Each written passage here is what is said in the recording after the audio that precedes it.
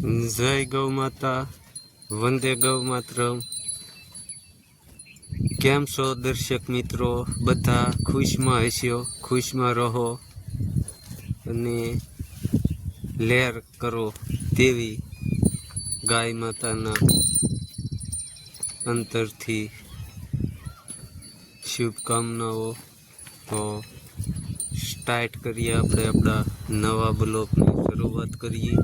અને આ આપણી નેચરલી જળ જંગલ અને જમીનની જે આપણે ગાય માતાની રોજે વાત કરીએ છીએ તેમાં નવી નવી માહિતી આપતા જઈએ અને નિહાળતા રહો તેવી સૌ દર્શક મિત્રોને શુભકામનાઓ। તો આ આપણી ગાય માતા નેચરલી ઘાસચારો ખાઈ રહી છે, કે અમે નહીં કોઈ પેસ્ટિસાઇડ કે નહીં કોઈ દવા ખાતર કોઈ પણ વસ્તુ નહીં, અને એકદમ નેચરલી। તો આ નેચરલી સાચી વસ્તુ જે છે તે આ નેચરલી કહેવાય કે ભાઈ હા, પ્રકૃતિ એટલે પ્રકૃતિ જ તે, એમ કે આપમેળે જે થાય અને આપમેળે જે વસ્તુ ગાય માતા ગ્રહણ કરે તેને પ્રકૃતિ કહેવાય, કે પ્રકૃતિ આહાર। આ પ્રાકૃતિક આહારને આના દૂધ, ઘી અને દહીં ખાઈએ એટલે એમાં કોઈ પણ જાતનું ન આવે, અનેક પ્રકારની ઔષધિઓ ગાય માતા ખાય એટલે એને પ્રકૃતિ કહેવાય, કે પ્રકૃતિની ગોદમાં।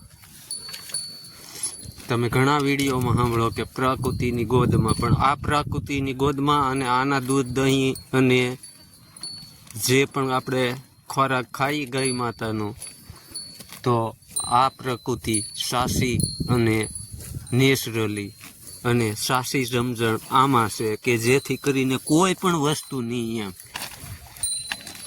કે ફલાણું આપણે ગમે એ વાવેતર કરીએ, જુવાર, બાજરો કે રાંગી, મકાઈ, તો એમાં આપણે જીવામૃત કે ઘણ જીવામૃત નાખી, પણ આ તો આપમેળે કુદરતના આધારે જે થાય છે તેમને કહેવાનું આવે છે કે પ્રકૃતિ।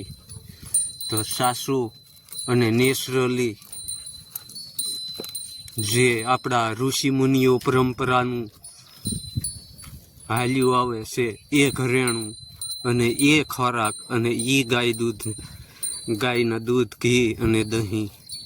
તો આ આપણું પશુધન ગોકુળ ગીર ગૌશાળાની આજ આપણે આટલી માહિતી આપી, ત્યાંથી આપણે સમાપ્ત। બીજા વિડીયા જોતા રહેજો, શેર કરતા રહેજો અને સબસ્ક્રાઈબ કરતા રહેજો। જય ગૌ।